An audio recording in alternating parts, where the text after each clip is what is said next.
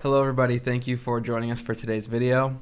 Today we're going to talk about what happens if you fall in love with your therapist, which might sound crazy, but it does happen. It happens to Josh all the time. No, it doesn't. That's why this video sounds so crazy to me. We've just been giving Josh a bad time about how many people are probably in love with him. No, none. I guarantee it. You guys are up in the night. But Shara likes this idea, so Shara, take it away. Well, I just think it might be helpful for people to know that if you're experiencing some of those feelings of like love or attraction for your therapist, that's actually really not uncommon. This happens to people quite frequently. And today we're going to talk about maybe a couple of reasons why and also what to do about this. So what do you think? Why are reasons that people maybe have feelings of love for their therapist? I think for the most part it's almost like I think we assume love has like this like mystic quality to it, right? That you just like find the one and you fall in love with somebody and all that. When the reality is like for the most part we like people that are nice to us and we have positive feelings towards people who are empathetic and caring. And for a lot of people, I think having a therapist might be the only current person in their life or first person sometimes in their life who has been caring and empathetic and listens. And so you develop positive feelings towards them. And that can feel like feeling in love. Right. Well, I think that the therapeutic relationship is unlike any other relationship that you have because it's your therapist's job to sit with you and have something called unconditional positive regard, right? Meaning that they like you and have good feelings towards you regardless of if you make stupid decisions or anything like that. And I think that having somebody feel that way about you, you can definitely feel that in the therapy room. And so that would be very appealing. That does make you feel often very close to your therapist. Yeah. So Josh, why is this, would you say this is actual love? I mean, I would not say that, no. I think I like Jaden's explanation, right?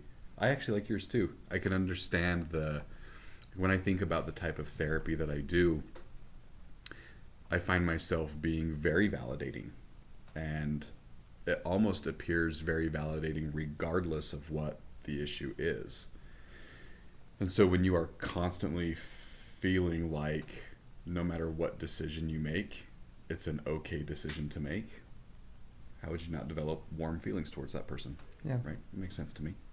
Right. So no, I would not say that's true love. Well, I guess you didn't ask about true love. I would guess that's not love, right? Well, I think it connects back to what we talked about in one of our last couple videos about the dynamic of a therapist-client relationship. Like, in your marriage, Josh, I would assume that love goes both ways. I hope so. Right, that's an important dynamic of that. I hope so. I wanted the same thing for my own, but that's not the case in a healthy therapeutic relationship. Like when we talked about like being friends with your therapist, the same rule applies. It's a very one-sided relationship, and it's very if we're putting it like in a really ugly way, like you're paying this person money to validate you and to help you, right? Right. Well, and you know, I don't want to like say anything too strong or hurtful because I know that really a lot of people do develop these kinds of feelings for their therapist. And we're not saying that as therapists we don't care about our clients, because sure. We absolutely do. But in the therapy room, my clients know very, very little about me. What they know about me is what I share with them that I think will help them build trust with me and move their therapeutic process along. It isn't that I'm sharing the deepest parts of my soul with my clients, even though they're sharing that with me, which makes this a really different power dynamic. The therapist has way more power than the client does, because the therapist knows all of these deep things about the client, and the client doesn't know those things about the therapist. And if you do know those things about your therapist, then you should run away from this therapist, because that is not the right thing. Sure. But because of that, it isn't possible for the two of you to have a healthy love relationship where you could then move on and be a partnership moving forward. That can't happen starting there in the therapy room. And unless something's going really wrong early on. Right. Really wrong, really unethical, really, really messed up for what it is that you're actually looking for. Yeah. Okay, so let me ask this then.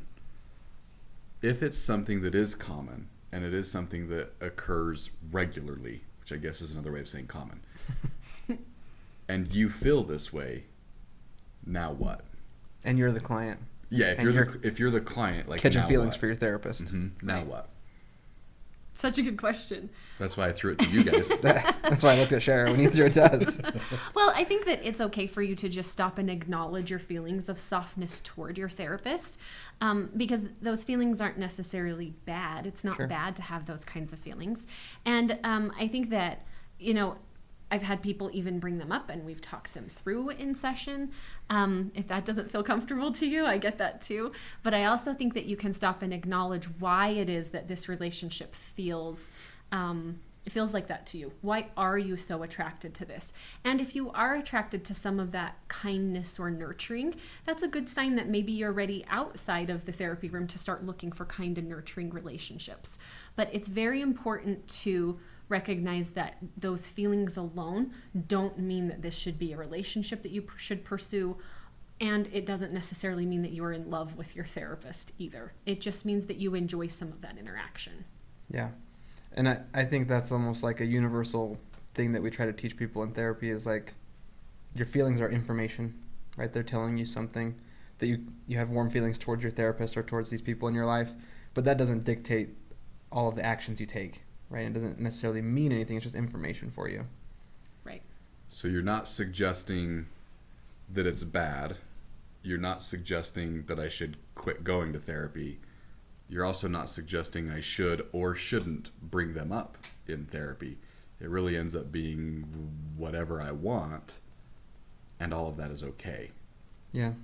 Yeah, I mean, I really think that all of that is okay. But I also think that if you get to a point where you're hoping that you're going to spill your feelings of love toward your therapist and you're hoping that that's going to be reciprocated in that way, you're in for a pretty big letdown.